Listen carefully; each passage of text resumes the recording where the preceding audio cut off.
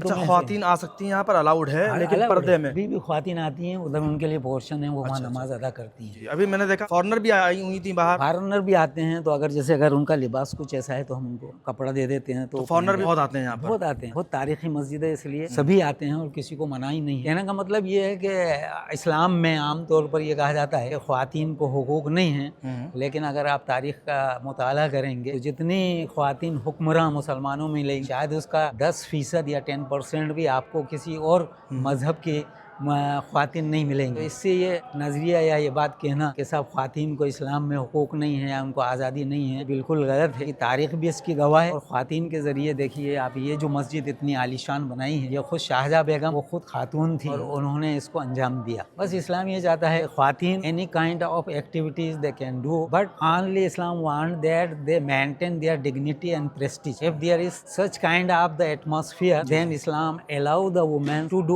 any kind of activities, whether it is related to the politics or social science, social work, or the hukmrani, as we say that they can be the rulers or the king or queens also. So there is no restriction for women. Only Islam want that. इस्लाम में तो औरतों का वैसे ही दर्जा बहुत बड़ा दिया है, बहुत बड़ा दिया है। लोग अलग परसेप्शन बनाते हैं, अलग अलग। असल में गलत फहमी है जो फैलाई गई, हमारी उसमें कोताही रही कि हमने उसको दूर करने की कोशिश नहीं करी।